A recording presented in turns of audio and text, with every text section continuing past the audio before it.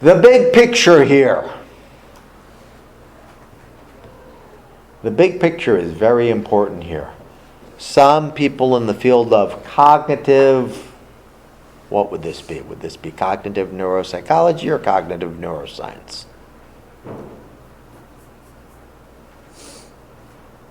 Kate, what are we looking at here? Cognitive neuropsychology or cognitive neuroscience here? With Yeah, this is very much cognitive neuroscience. We're looking at slices from a rat's brain and doing electrophysiological things with a neuroanatomist, measuring electrical outcomes and so forth.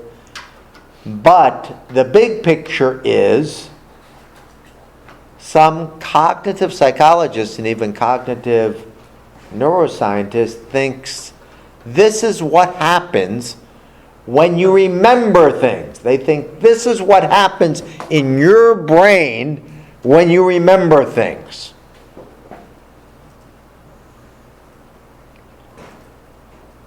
LTP has attracted a lot of attention in the human field because some people think this is what happens in the brain when you memorize information. Very what?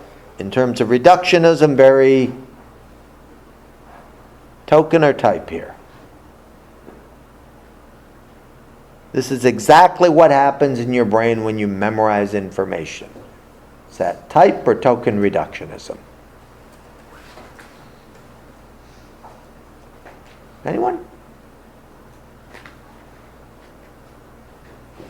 Very type reductionistic idea. So let me give you the cognitive analogy, if I might.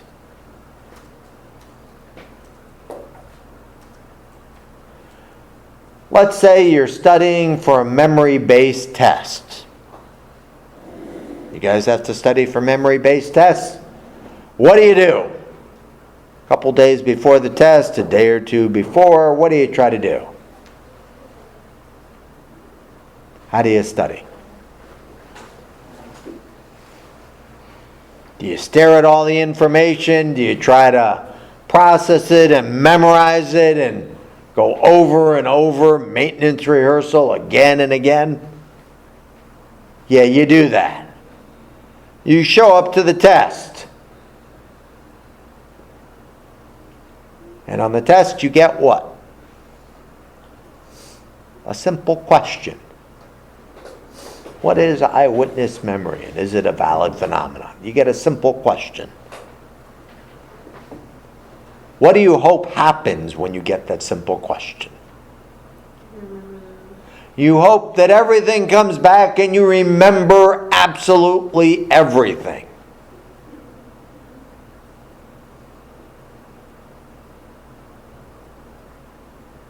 I share this story with you. You should write this story down so you study with a lot of things for the test and then you get one simple question on the test. Why would this be relevant to potentially to the conversation on LTP? What would be the analogy here? What would be the analogy here?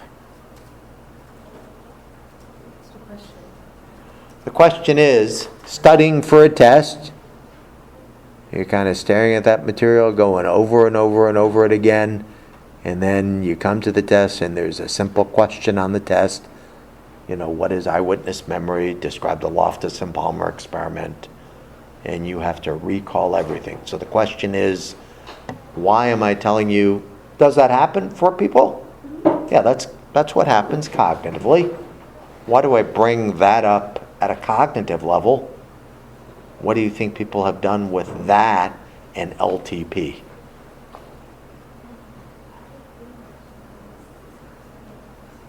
They've tried to draw a little analogy here. What happens in phase 2 of LTP?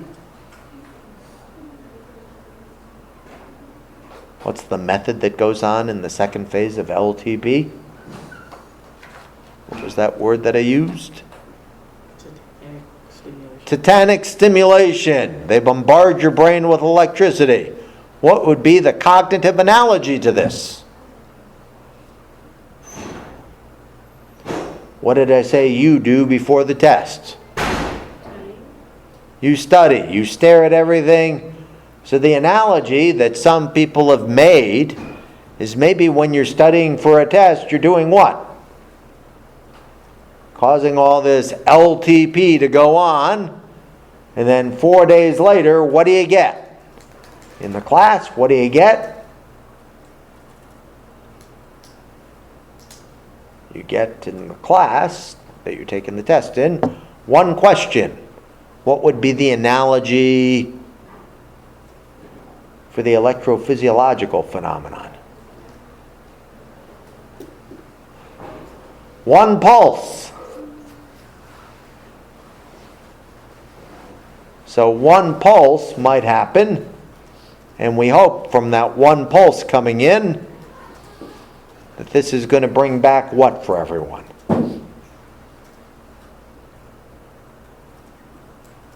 If you do well on that test question, bring all the information up. So Kate, just to summarize for you, we're trying to draw a little cognitive analogy here, where you're saying that maybe when you're studying for the test, can we share with Kate what we basically made the analogy of? Studying for the test is like what?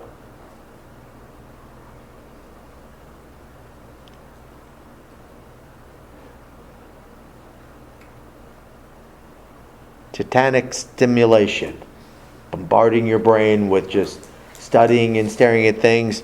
Phase 3, you get one pulse electrically, you get one simple test question. We hope it brings everything back. So that is the cognitive analogy. We think that LTP might be the basis, because it can go up to 4 days later, for you to consolidate long-term memories. It's received a lot of attention. What do you think about this? Do you like it? Do you not like it? Do we have any opinions about it? Lily, does it make sense? Does it not make sense? Do you find it weak? Do you find it strong? What would be your opinion about this? It makes sense to me based on the studies that we talked about. Yeah, it makes some sense. The idea of, okay, we got this going on in the brain. We know cognitively. Go ahead. The only thing that doesn't make sense to me is that it's not really an emotional memory. It's not really an emotional memory here. So one critique is it's not really an emotional-based memory here. Any other critiques of this situation? They're trying to draw an analogy here. Here's how you memorize information. Now, do we know people study for tests and then try to get a test question and recall it? Do we question the cognitive situation there? Not really. But talk to me more about what is really going on in LTP. Are they using humans in this? No. What are they using? What are they using here in that electrophysiological phenomenon? Cell slices from the hippocampi of rats. Cell slices from the hippocampus of a rat. And what are they doing with these cell slices? They're putting in what? They're putting in electricity. That is definitely going on there. So, I don't know. There have been a lot of people who have really critiqued this. The electrophysiological phenomenon, we believe, we know that happens. Do we know in cognitive memory that you study for tests and then get a question and try to recall it? Yeah, we know that happens too. But the analogy, does the analogy really work here? No. Maybe, maybe not. We really have no direct evidence. It is an analogy. But what we often have here, and this is something to be maybe aware of, if you're in cognitive neuroscience, hey, we found this.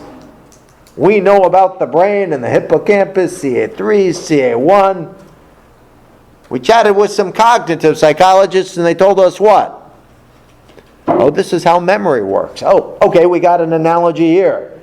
You talk with the cognitive psychologists, do they know anything about the brain? Not necessarily. But they talk to the cognitive neuroscience, and what do they say?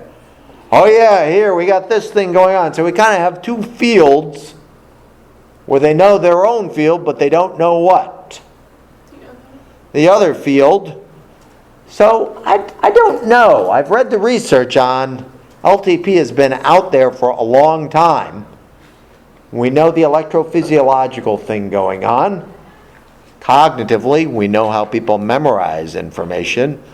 But whether or not this is going on in the glutamate, you can block some things. They've done some animal studies and they've seen they don't remember how to swim to place A or B. But whether or not this is really what goes on electrophysiologically when you memorize information, you may want to write that down for the last part of your notes here. Whether or not LTP is really what is going on when you memorize information, I think that's still an open-ended question. The analogy may or may not be valid. We really have no way of documenting that. They've tried to do some other studies, but we get people from one field, cognitive, saying, oh yeah, we know this happens cognitively. The cognitive neuroscience says, this is what goes on in the brain. So we got people knowing their own individual field, but I don't know. We remember things, we study hard for a test. Is that really tetanic stimulation? And is just getting a test question the brief impulse that leads to all the recall? I don't know. That seems kind of potentially a weak argument. Comments or questions about this? So out of the three studies, which one, if we're in the unit of memory, is probably going to be most important for the test? Probably this last one. So it's very important you know the method, the result, the potential meaning, and then even some critiques from the potential meaning.